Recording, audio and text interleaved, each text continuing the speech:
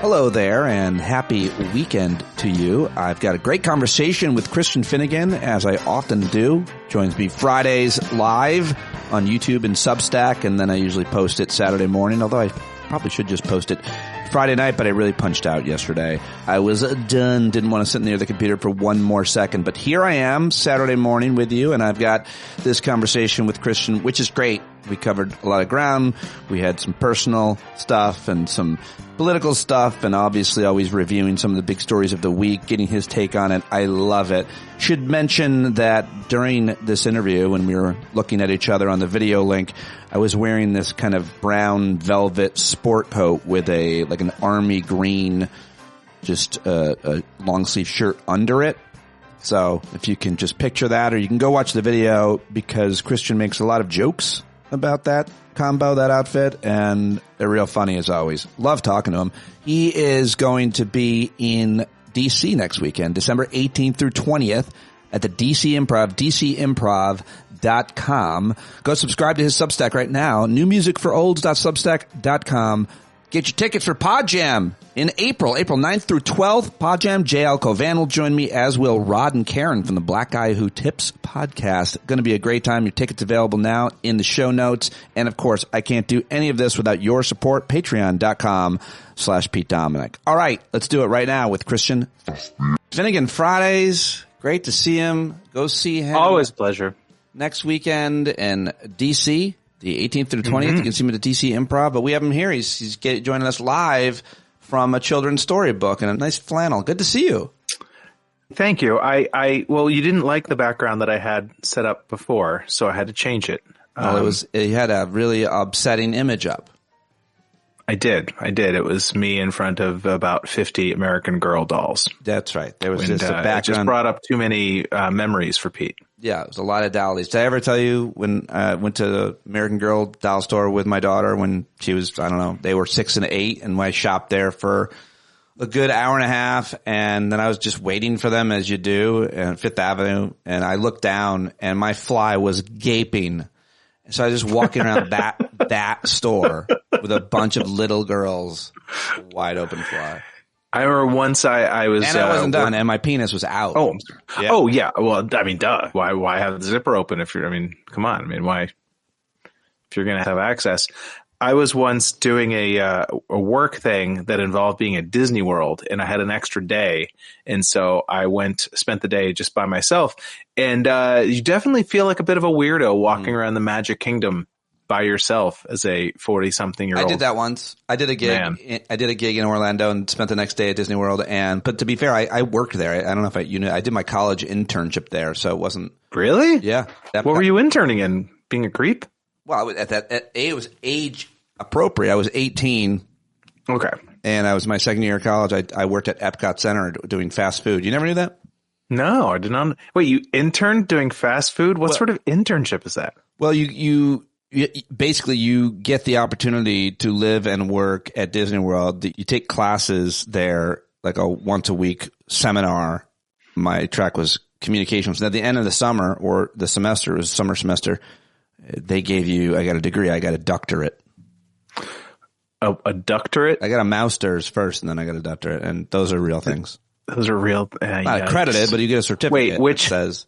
Were you in one of the countries, or were you in like Tomorrowland or something? I was at the Sunshine Season Food Fair. It's like a food court where they have that boat that goes. It's called the Land, where they're growing all the hydroponics. Mm-hmm. And have you ever considered becoming a Disney adult? Yeah. Yes. Yeah. I don't know what that is. Oh, Disney adult is like adults who go to Disney World like 2 or 3 times a year and like are obsessed. I mean, with Disney. I would go back happily. I just could never. We took the girls there, I think 2, maybe 3 times, maybe once Universal, but I loved it and I love it. It's too expensive now to go as an adult.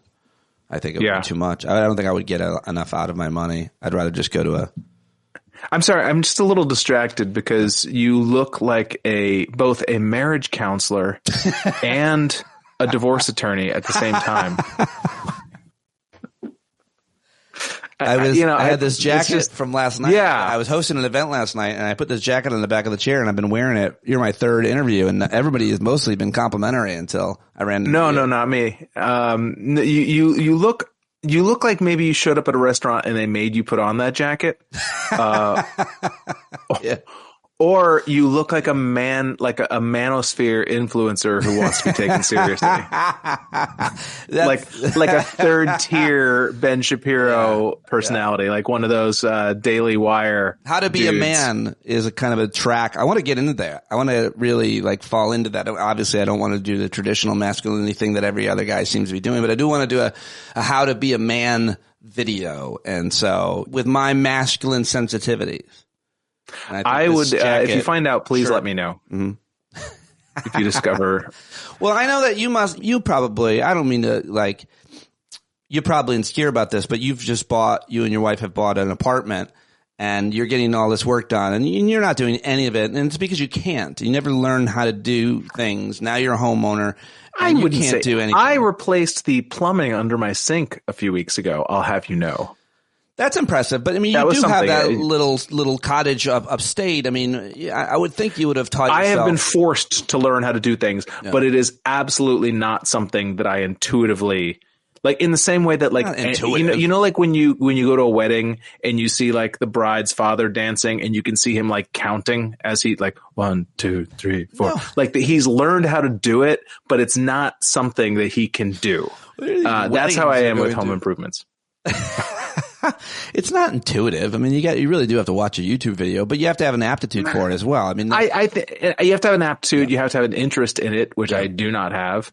And I just have a horrible attention to detail and I get frustrated very easily. And, I'm a creative person. I am not a task to person. be fair, I mean, I do all the things and did, when I lived at the house and I still own the house and I take care of the house. I have all the tools and everything, but I never really got good at any of it. And I built a new railing on the front porch, and this was the worst moment of my career of building things. And I built this little wooden railing with spindles, and my ex-wife leaned on it while she was talking to somebody, and it went over, and so she almost fell, and if she had fallen, she would have gone down like 6 feet. It would have been bad, but the railing broke. She leaned on the one thing it has to do.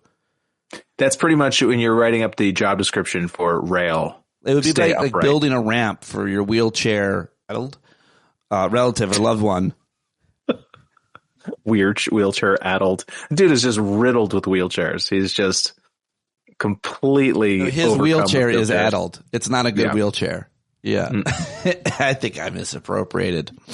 Listen, I'm happy you're here, and if you have any other thoughts about what I look like. I'm changing it. Now I'm changing it. Now you sort of appear to me like a community college philosophy professor. I think like you teach philosophy, but like not at a reputable institution. It's a course called Philosophy as Psychology, I'll have you know. Yeah, at DeVry. University of Phoenix Online. Yeah, you know.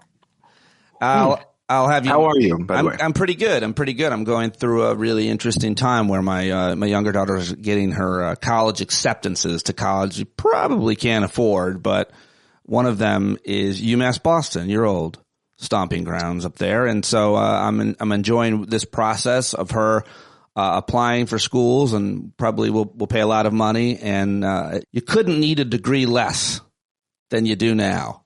That's where we're at. It's funny because you either need one of 2 or 3 degrees that exist in the world, right, or no degree. Yeah. It seems like there's never been more of a gap between credentialism at the very top of the economy, and just everyone else who kind of bought into the idea that we all need college degrees is kind of scratching their heads at this point. In the meantime, my older daughter is going to wrap it up after 2 years. She's actually done 3, but she transferred. And so she's just going to get her associates because she wants to be a filmmaker. And as you know better than I do, I mean, the entertainment industry does also not require a degree. You went to NYU. You went to one of the most prestigious schools you could go to for the arts. And look at what it's done for me. Yeah, don't regret that decision at all. Do you regret going to NYU and spending all that money? No, I don't. I mean, but I'm one of those weirdos who still thinks that education has value in and of itself. Of course it does. But the idea that you're going to spend hundreds of thousands of dollars and necessarily get a job that's going to, but everybody should go continue college, continue their education formally. Even if I was talking about this with somebody the other day in Finland, even blue collar workers, they go and they study, it's good for society to study psychology, philosophy, and ethics. And it makes you a better human being, better parent, better mate, better, friend. Yes, I agree with all of those things. Did I need to have spent that much money to do that? Maybe not. Right. But I will say that there's a big part of me that wishes I had just stayed in academia. Like I wish I'd gotten a master's and just because I find also that the structure of school I miss. That the sort of goals are sort of placed in front of you, like that there's sort of a scaffold that your life has. That is like there's midterms and right. This paper is due. Yeah, like it's a nice there's schedule. Things to sort of keep you on the path. As someone who's very easily distracted and can end up staring at my own navel, it would be nice to have due dates more. You would be a good professor of some type of literature, English, music, comedy, teaching some of the history of something. Look at you. I do feel like, that's probably what I should have done with my life. But that would require me to have some sort of knowledge and authority, which I don't have. So sometimes I look at you and think of like you would have been a good like German villain sidekick in like a Die Hard or something like that, not a lead. That is the role I was born to play, yes. Yeah. I did play in high school and I was in the musical Cabaret and I played Ernst, the Nazi. Yeah, because I was saying you do look like a Nazi. Right? I do. Yeah, I know. It's a shame that my politics don't align because man, that just seemed really like a fits like a glove. Do you ever see people be wary of you, and especially Jewish people when you're around? They're like, does that happen to you because you look so much like Goebbels? I don't think I look like Goebbels. I don't know what Goebbels looks like. I think you just picked a name that you've heard. Himmler. Himmler, Goering, whatever. Pick your Nazi. Goering? No, I wouldn't say you look like Goering. God. I know that there was a time when I was in college where I did very well with women from other parts of the world because you were raised in watchtowers. Yes. No, I think that because if you're like a woman from South Asia or the Middle East or wherever, and you want to date a white guy, get the whitest. Yeah, get a blonde hair, blue eyed. That's interesting. So blonde hair, blue eye, kind of like your look, like Iceman from. You look a little bit like Val Kilmer in Top Gun. I look a lot like people who are more attractive. Like I always have felt like I could be I could be the guy who stands on set while they set the lights. A stand-in for more. Yeah. That I'm full of alternate career choices lately, Pete. And that says nothing about how I feel about where my life is going right now. Is it so? It's obvious. I don't think you're exaggerating or joking that that's blonde hair, blue eyes, attracting like the furthest thing from that of a woman. I think so. I think if you were looking for a white dude, that was your experience. Did you have a lot of those types of women? Yeah, I mean, it was one of those things where I thought that I was attracted to them, but then when I look back, I think, no, I think that's just where I felt like I was going to have the most success. What also has been in your lifespan during your life living in New York, working in it, how have gay men come on to you? What type, what situation? Because you could also pass for a homosexual person. Yes, it has happened a number of times. It has happened so often. Oh, dude, you want to talk about the most humiliating, or I don't know if emasculating is the right word. I was hooking up with a girl like my first 2 weeks of college, and what I would always get is like, "Oh my God, you remind me of my best friend. He's gay." Like I would get that a lot. Really? And I was actually hooking up with a girl, like we were making out and stuff, and then she stopped and she's like, "Listen, I know this sounds weird, but I just can't help but feel like you're doing this to prove something to yourself." Oh shit. What did you say? I was so like horned up. I was just kind of like, I'm not. That's weird. It reminds me, I had a very similar situation. I was making out with a guy. And you were trying to prove something to yourself. You're trying to prove your liberal bona fides by.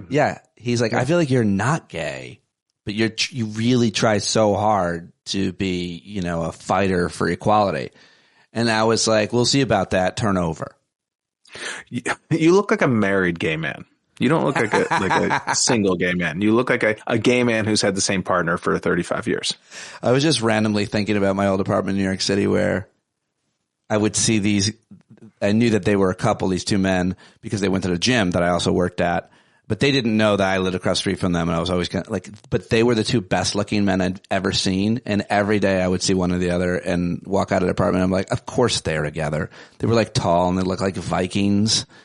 It was just the greatest match. And I think I wonder if they're still together. I was like, that'll never last. They're two good looking guys. How are they that serious? I mean, we're two straight dudes musing about the private lives of gay men, but I always have wondered what it would be like to be jealous that your partner found someone attractive that you also found attractive. You know what I mean? Like, that's got to be a very strange dynamic, because I'm sure it's not all like, hey, let's do a throuple thing. I'm sure a lot of it is just like, oh my God, that dude's so hot. Wait, why do you think he's hot? Right. Like that's gotta be a cause for, if only I knew any gay people that I could ask about this. I do feel you could do that though. Straight people do that too. You can, I used to with my ex-wife be like, oh, do you find that girl attractive, or do you find that guy attractive? And I would be able to evaluate whether or not I found them. Yes, we could never agree. There's a difference between sort of an empirical sort of like, I judge this person to be attractive, as opposed to, oh my God, I desperately want that person to be naked and on my face. Right. Now you got me thinking of a list of people. Anyway, I want to talk with you about what happened this week, as always. Yeah, now that we've exhausted the important topics, let's get to I think that was important. The silly stuff. A lot done. I think there's a lot of people, a lot of men, especially, that can relate to everything that we just talked about, from whether or not you're equipped to make home repairs to your homoerotic tendencies or not. Or not, in our case, because we're both. I actually think that this is a little far flung. I think one of the good things about like HGTV and channels like that is I think it dissuaded a lot of those sort of corny homophobic cliches that I certainly grew up with. That it's like, if you know how to use a hammer, then you're straight, and if you don't, then you're gay. Like all those things. When you see how many of these like designers and renovators are very out gay men, it's like, oh yeah, there's no, for me at least, I grew up with this idea that like using tools was a straight sort of thing. And I feel like a lot of those home improvement shows have maybe dissipated that cliche. But who knows? Well, I think that's true, but I don't think it's necessarily the kind of network home improvement shows. I think that on Instagram, at least in my feeds, I see a ton that's actually DIY women. I actually, there's a definite thing. Let's just out it. Of very attractive women doing any kind of DIY landscaping or home repair, and they have a huge following of men, because I'd rather watch that woman paint a wall, obviously, than some other masculine, because I'm so into women and not men. What is this a new headshot? That is a new-ish headshot. Yes, it's very funny. That's funny. What is explain the color swatches that are all the same, and I really like it, but I was trying to match the tone of my hair. I was trying to find the right gray to match my head. It's very funny. Looking at, if you're listening, you got to see this headshot if you want to see it. Let me tell you, there is a headshot out there that is so funny. DCimprov.com. No, I think it's funny to do a funny thing. I've always supported that for comedians to do some kind of a thing, and you've done a good job at that in different. Well, I think you want a headshot that is amusing but not funny. Okay, do you know what I mean? Better, you want a headshot that makes you sort of smile, and that has a bit of something in it that's not just an actor headshot. But you don't want to be like, making a weird face and holding a rubber chicken, or being like, you don't want one of those headshots. Yes. Oh, I like it. And you can go to DCimprov.com, where Christian will be next weekend. Yes. Again, in the lounge, which is the smaller room where they put comedians who are too funny for the larger room. It's a fire. Well, in the main room, there's a comedian. I'm not familiar with her, but her name is Jess Hilarious. Did you think of changing your name to make yourself funnier as well? My new stage name is going to be possibly suicidal. No, I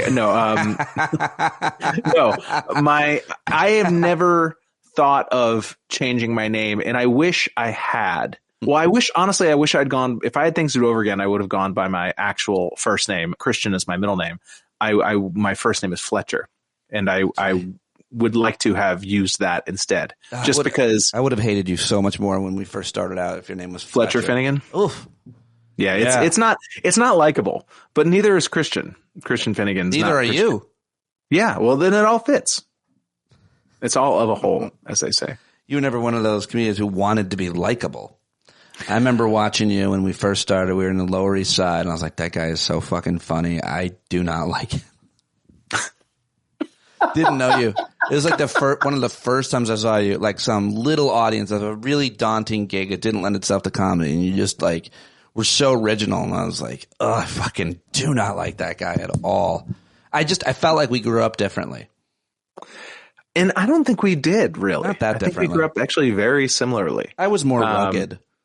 You were more what? Rugged? Rugged? I thought you said more wicked. And I was like... No, I was more connected to the outdoors than you were growing up. That is true. Well, that would not have been difficult. Do you think we grew up... I'm 50, you're 52 now? Do you think we grew up at the best time in America? I had this long argument with listeners last night, and the only people that kind of mounted a real list, people that were like 10 years older, and they try to argue that being born, in mid or late 60s was better than being born in the mid or late 70s. And I was like, what? In what ways? Because we had everything they did and Atari and Nintendo. Well, it depends. I mean, if you're talking about skateboards, growing up, if you're talking about being a child or being a young person at the right time, I feel like we lucked out in that sense. Because we had some technology, but not the kind of technology yet that rots your brains. Like I was a full young adult before there was AOL, like I think that if I had been younger when chat rooms and things like that existed, like I already lost a number of years in AOL chat rooms trying to get women to send pictures of themselves to me and stuff like that. I think that if I had my formative, like young teenage years, if that stuff had existed, I probably would have, I would have gone down a more pathetic path. I wouldn't call it a darker path, but a more pathetic path. It is something worth exploring. Like how hard did you try to find a picture of a naked woman for about 5 years?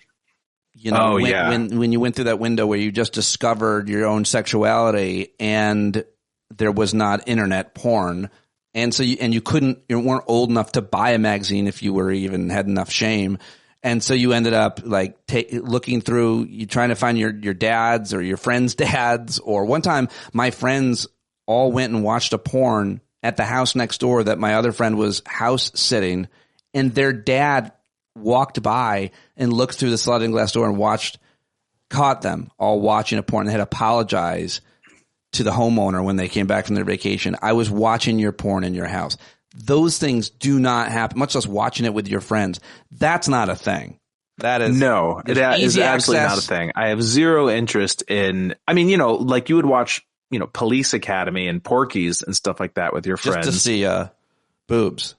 Yeah, but I don't think any movie that had actual genuine sexuality, not just like a pair of boobs showing up at the screen, like boing, oing, oing, like that sort of 80s teen sex comedy sexuality. Unbelievable job of recreating that sound effect that we all knew. I thought it happened. Boing, oing, oing. Wow. Do you have any more? That's the sound of those door stops. Remember those door stops? Oh, when we were kids? Yeah. We still have those. Do they still have spring things? Yeah. Yeah. Wow, that was shocking to hear that. So effectively done. No, but I think that in many ways, though, I feel very much like I grew up in the worst time. Oh. For where I am in my life now. I feel like... to have this be where we're at in our 50s. Exactly. This is the way you can't retire. To be sort of digital... To be in sort of a digital no man's land where we're not old enough where we can just dismiss technology and just be like, yeah, that's not for me. Like we have to know all this shit. Like we have to know how to, social media and content and all that, but we're not young enough to know it intuitively. It's a good point. It's a good point. We're kind of tweeners in that sense. It is right, but at least we have the childhood that we had to draw from, whereas my kids, won't have that as much. I just think that my daughter's kids today are growing up just being bombarded by things to stress them out. Whereas we had our stuff and we were worried about it and we had anxiety, but man, the levels of anxieties that we deal with as an adult, at least we have some modalities and facilities to do it, but our kids are just being bombarded with shit to be concerned about. And not only that, just to measure up to. It used to be. I'm sure that's true, but I also do think that kids are going to be kids and they're going to take in whatever stimulus is sent at them. And it might manifest itself in ways that seem twisted and fucked up to us adults, but it doesn't seem weird. I don't think any 9-year-old is being like, man, what a terrible time to be a 9-year-old. They're just being kids, Yes, but I think that my daughter, along with a lot of people her age, have come up and come of age in a time of school shootings. And I can't tell you how much that's affected my daughter. It's affected her so much so that there's this real seed. Doesn't only have to do with that my ex-wife is Italian, with she spent a lot of time in Europe, but that she wants to live in another country. I think that's a lot of young Americans are like, I do not want to live with this idea, whether it be realistic or irrational, that I could get shot in my school. That is not something we had to ever deal with, and it's highly unlikely that you're going to get shot, much less in your school. But it's happened too much, and you've seen it, and it does a certain thing to your psyche. You're right. That I don't have kids, so I can't even fathom what that feels like. You do have a 15-year-old dog. Happy birthday to Thank you. Griswold. To Griswold. Yes. Yeah. And I'm not one of those people who thinks like, oh, I have dogs. It's almost like having kids. I realize it's not. Yeah. I don't want to diminish the work that parents do out there. I will just say that my dogs are all the good parts of having kids and none of the bad parts. I have to deal with that. And I chose correctly and you chose poorly. Except when I'm old, and I don't think Griswold's going to be feeding me when I'm suffering dementia. True, but neither were my daughters. And also, I didn't choose. They both were a little bit of they were both unplanned. Really? Both. The second one, yeah. But you clearly knew when you were. We weren't opposed to having a second child together, but we were definitely not planning to do it when we did it, and or at all. Really. How many years between? 2. A little more than 2. That's the optimal time. It's I think perfect. 2 is the perfect number. Yeah, yep. And 1 is 2. I always was kind of weirded out by kids who had like a brother who was 1 year older. Because first of all, that means their parents were getting right to fucking.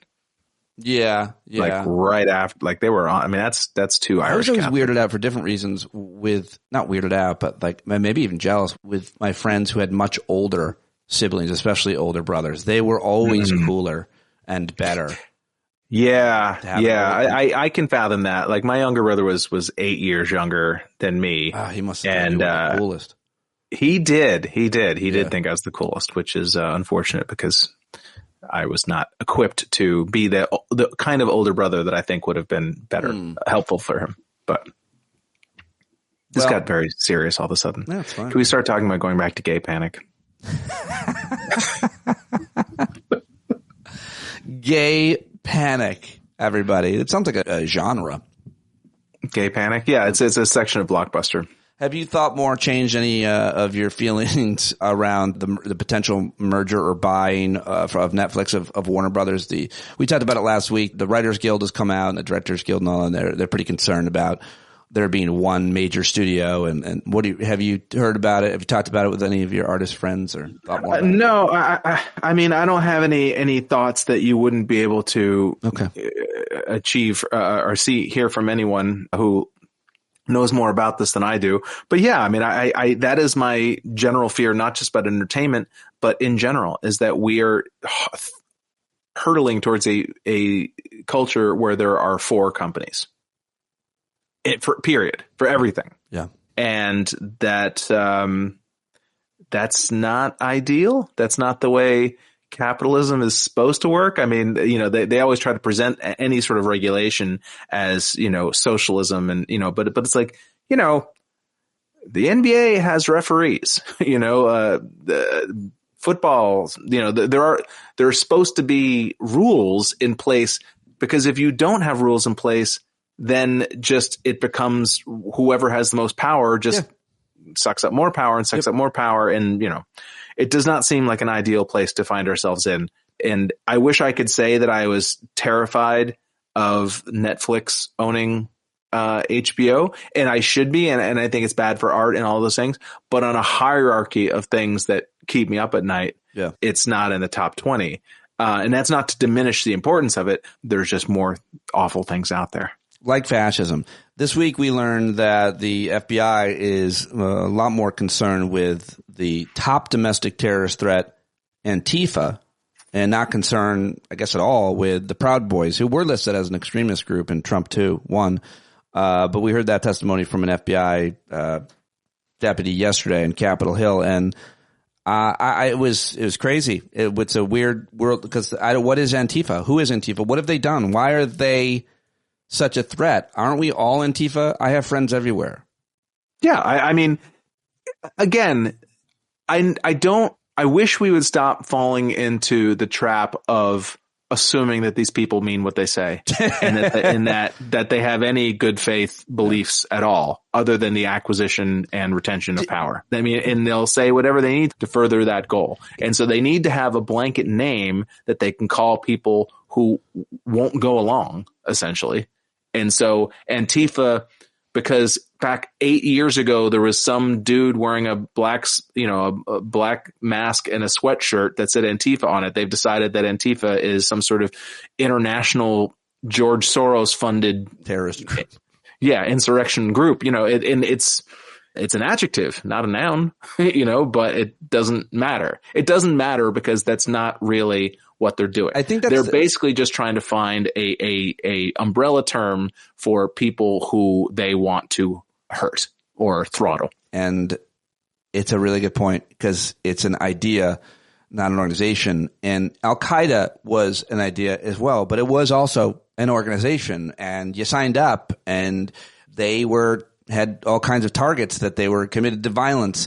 And that is certainly true of plenty of white Christian nationalist extremist groups right here in the good old United States. There's tons of, you could go back to Timothy McVeigh and come right up to all these horrible mass shootings. But the idea that anybody would be scared in their mind of an Antifa person coming and doing something, it's hard to believe. It's an empty vessel. It's like you can fill it in with whatever scares you or that you dislike or whatever. It's just a term that you can apply to anything that you don't like. And also it's a way to discourage people from organizing and using their civil liberties and human rights. The last thing, and I find myself falling victim to it too, of being like, well, I want to post something, or maybe I want to join, maybe I want to become a member of the DSA, or maybe I want to start a soup kitchen in my neighborhood. Maybe I want to join some sort of group or whatever. And then you have to think to yourself, well, how long before group X is lumped in under the umbrella of Antifa? It's terrible because all this stuff to me is a sign that it's not working. What they're doing isn't working. That doesn't make it any less terrifying, though. And sadly, I worry that it will have to get worse before it gets better.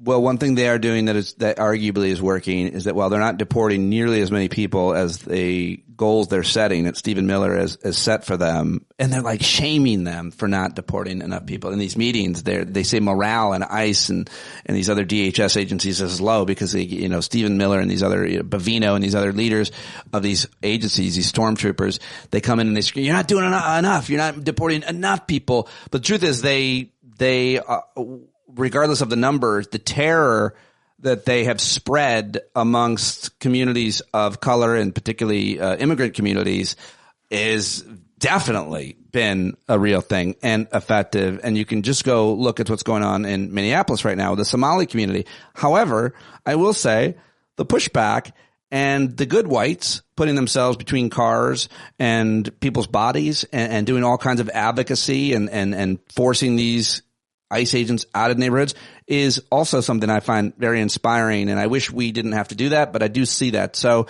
what do you say about this week in ICE terrorism against communities of color, given what's gone on in the Somali community and the kind of rhetoric around them, the garbage people? They should be. Yeah. I mean, again, it's like we are I think I've said this in the past, but it's like we are the frog in the pot of water, but we're the one turning the water up. That's like we're both in the pot of water and also turning up the heat. Yeah. And the things that we tolerate now, I mean, and I include myself in this, that, I read the stuff about what he said about Somali community, stuff that even in Trump 1 would have been like, it would have been top of the, first story in the news. It would have been like this huge, there were a lot of, I think, I can't remember who it was, but one of the senators that was in the room, maybe it was Chris Murphy, who was in the room when Trump had originally called them shithole countries, basically, it may not have been Chris Murphy, but basically called out another couple of senators who claimed that Trump never said it, that this was a lie. Right. But just the fact that they felt like they had to claim that Trump never said that. Nobody, and now look at it. I mean, that's the thing about Trump, is that he will make an ass of you over and over. Anytime, and it's crazy to me that so many people, and I'm talking specifically about mainstream news outlets and stuff, they can't stomach the idea that this country is so drunk on rage and stupidity that they elected this person who does and says the things that he does and says, that they will bend themselves into pretzels trying to pretend that what he says isn't what he actually said. They're like, Trump's not saying that people from Denmark are better. He's saying, yes, he is. He literally is saying that. There's no interpretation. I wish people would just treat things as obvious. If you heard somebody say it in a mall food court, you wouldn't question what you were hearing. If you heard somebody say it at a bar, if you heard somebody say it at your work, you wouldn't go through these machinations to try to justify it or to try to tell yourself that it isn't what it looks like. And some of that is about self-denial, but some of it's also about sort of online take culture. Whereas like, hey, the thing that everybody thinks, it's actually not that, it's this. A lot of these pundit types loved the Matt Iglesias of the world, that that they take something that is completely obvious on its face, the Thomas Chatterton, all these idiots, and they will be like, oh, that thing that you think, it's actually the opposite of that. You're just not perceptive enough to notice. No, it is what it is. I really, if I could just, what it is. So often, it is what it is. It proves itself. And any time you try to put yourself on a limb, trying to do revisionist history on something Trump said 18 hours ago, he will make an idiot of you, because he will be like, he will completely do the thing that you say he's not doing. We will look back on this time and wonder how we survived it, because each day seems like. I hope. I think you're right. I mean, you have to. I mean, I don't know. Some of this stuff I don't know how you repair, and I'm not saying it can't be repaired, but I don't know how. What are you going to do to get the respect of the world back? It's going to be generations. I don't know about that. I think you very well could be right.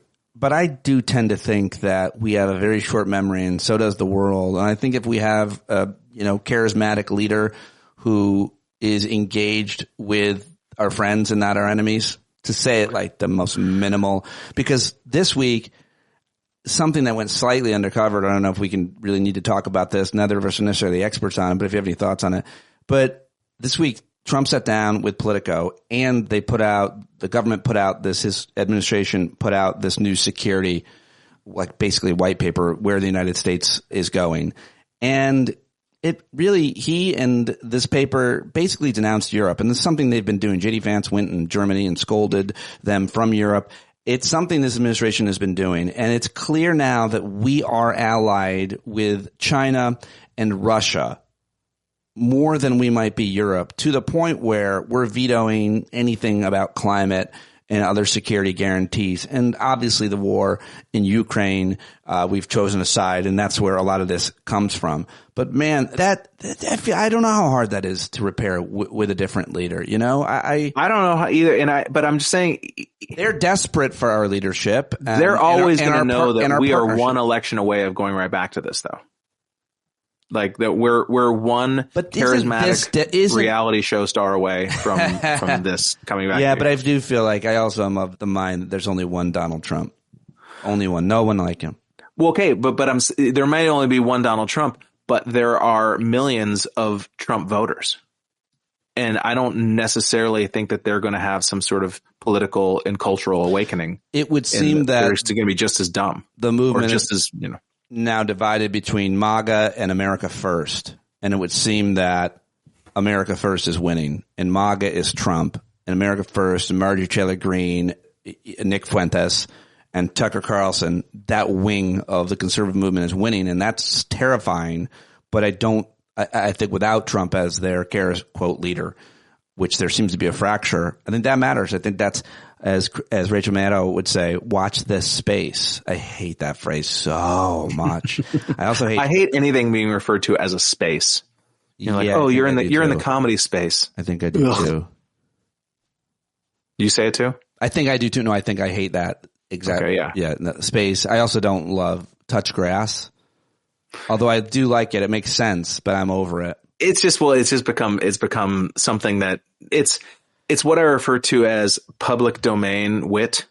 It's something witty that somebody said once. Yes. And now people who aren't witty say it because they've heard other people say it and sound smart. Yes. Whoa, that's good. That's yours. Public domain wit. I have a thing that I refer to as public domain personality quirks, which are people who want to sound interesting, but they're not. And so they adopt personality traits that they think other people, like people who say that they're really scared of clowns. It's like, no, you're not. I don't believe you. Or people say like, oh, I can't stand the word panties.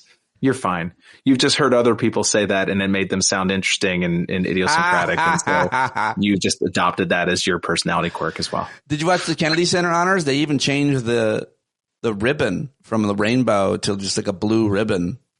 Not to mention the types of people who win. Kiss, the 3 living members of Kiss, Stallone. Who else is up there? Those are some of your favorites. Gene Simmons has always been a turd. And I don't know. I not that obviously Paul Stanley and Gene Simmons worked together. So it's not like I thought that they were politically opposed in some way, but I kind of gave Paul Stanley a little more credit than Gene Simmons. And I don't know why, but I did. And even Gene Simmons during the pandemic was like super pro vaccine and masking and stuff like that. He would get into fights with anti-vaccine people online a lot, but they are, if ever there have been attention whores in the music profession, I mean, it's them. And so it's like, it doesn't take, and Peter Criss is just some old dude. What do you think about this week? Just got to ask you this, and I think I'll let you go. I've been talking to you for so long. Sorry. How do you feel? Where are you on putting jungle gyms and gym equipment in airports? You travel a lot. You've been traveling a lot for your whole career. Do you ever want to work out at the gym? Get you at the airport, get your sweat on, and do some calisthenics or anything? This is what's so stupid. Or one of the things that's so stupid. This fucking road rules turd is that. If a local airport decided, hey, you know what? We're going to put some exercise steps or a chin-up bar in a room. We're going to get rid of the smoking lounge and turn that into like put a treadmill in there or whatever. Great. That is something that can be decided by a regional manager of an airport. This is not something that rises to the level. It's a national initiative. This is not press conference worthy. This is not alert the media. it's like, hey, did you hear McDonald's put in a swing set? Like, well, we better have the secretary of the Food and Drug Administration do a massive press conference about it. It's like, but they have nothing to offer on a grand scale. So they just have to sort of throw this bread and circus nonsense just to make it look like they're doing something. Yeah. It's there should be a test that all governments and administrations think about, like, how are the late night comedians going to deal with when we announce this, when we put out this logo, when we do this thing. And that was just such low hanging fruit for everybody and anybody to comment on and to see them doing chin-ups, as you said. And also it's just, I mean, and I'm not the first or 10th person to make this observation, but it's just like, I don't want to be sitting next to some dude who's been doing chin-ups in the terminal. Yeah. Like, I don't want to fly across country next to some stank ass mook, some Joe Rogan loving douche who's getting his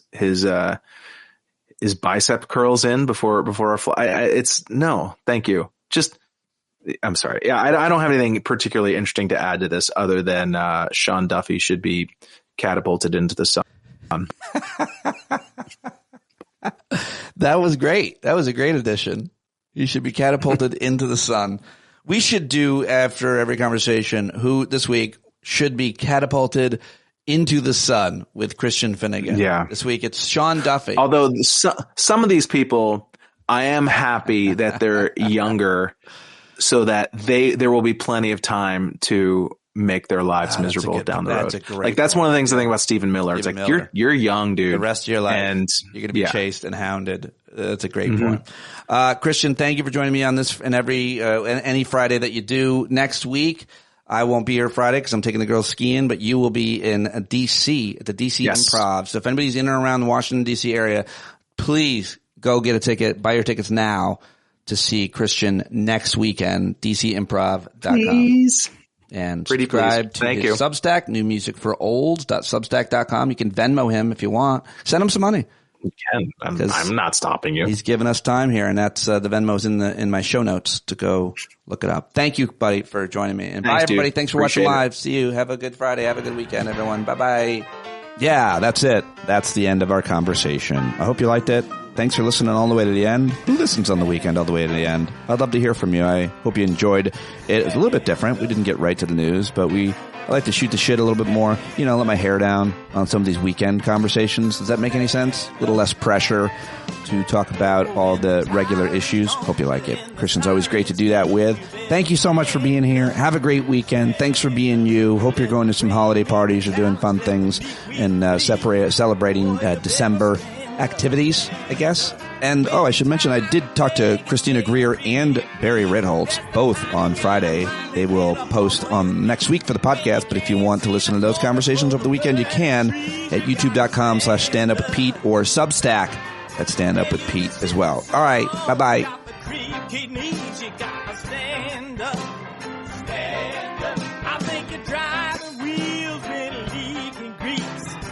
You better stand up. Stand up. Well, there's a whole lot more of us who know what's right. They'll keep right on ignoring us if we keep sitting tight. You got to open up the window to let in some light. You got to stand up. That's right. You got to rise up. You got to stand up. You got to stare the devil straight in the eye. We got to let him know it's his turn to go. Off of your butt, down off of your fence, even if it ain't a very friendly audience, well, they'll begin to listen when you start making sense and you stand up, stand up. No need to point your rifle to defend your town, just stand up, stand up. You know they can't deny you what you're laying down, boy, you better stand up, stand up. Show your face of every color, yellow, black, red, and brown. She's the place where every lost child will finally be found. There's only one thing to do before we stand our ground, and that's stand up, stand up. Well, the founding fathers saw a land for all. They had to stand up, they had to stand up. They had a keen imagination for a crystal ball, drawing all the plans of a stand up. But all they had to go on was the time they were in, with other causes for laws, and since they weren't even sin, they knew that change was gonna come before the change could begin. They had to stand up.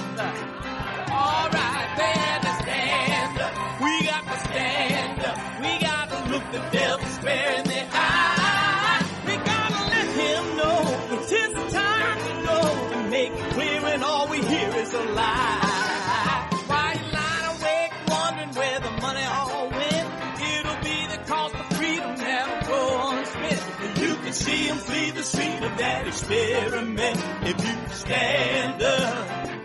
Alright, we got to speak up, we got to reach up and raise your voice in every way you know how. Don't be toes up, you got to show up. Ain't no better time to do it but now. No need to pledge allegiance to no wanton tribe. Rise up, show obedience to the voice inside, and listen well and it'll tell you not to run there.